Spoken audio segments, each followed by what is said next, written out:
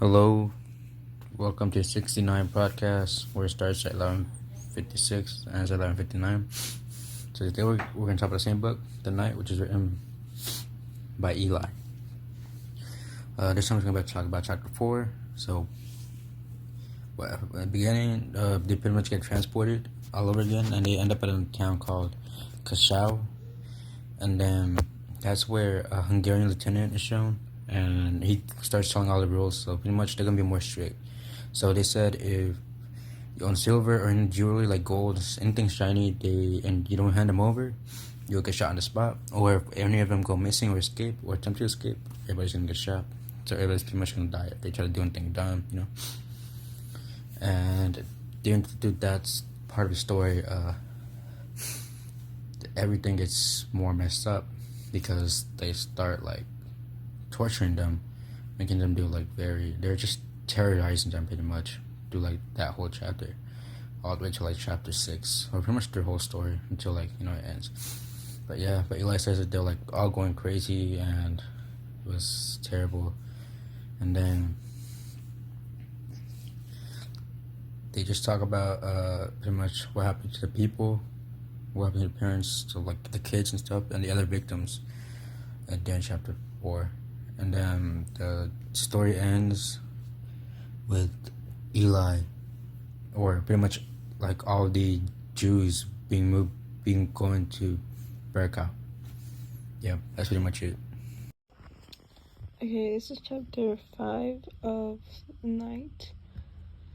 In this chapter, Eli completely loses faith in God because he thinks that God is letting all the Jews suffer and die in the concentration camps.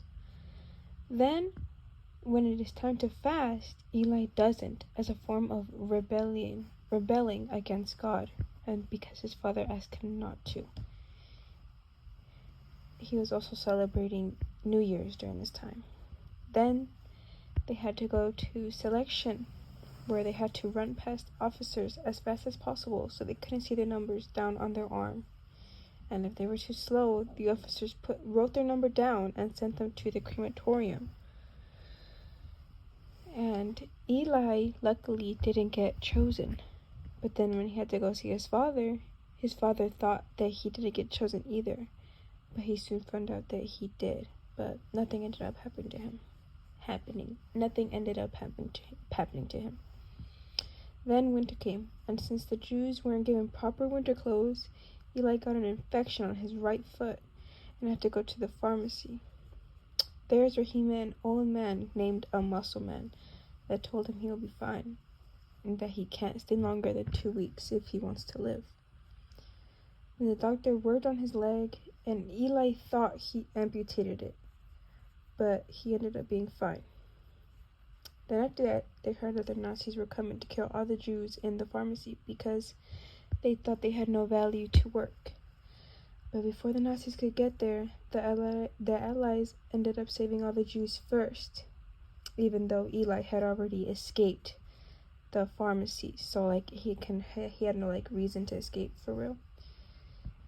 And this chapter made me feel extremely sad for all the Jews that had so many traumatizing things happen to them. And just always being on the rim of death must have been so bad on all of them, and they possibly never recovered. Especially when they had to go through selection. We're gonna read chapter 6. I'm gonna summarize pretty much the whole chapter. So it starts right off after chapter 5. And pretty much during that chapter, they pretty much can't escape, but also to know that his father and Eli are alive. And Eli gets injured, but in that part of the chapter, they're managing to escape in a cold snow. And they fight off a bunch of German soldiers, and they pretty much live, but during that part, they're also being tortured. They're also still torturing Jews by the German soldiers. And this book is just depressing, pretty much. Hearing the stories about this person who survived the Holocaust and what's going on with the Jews and stuff like that.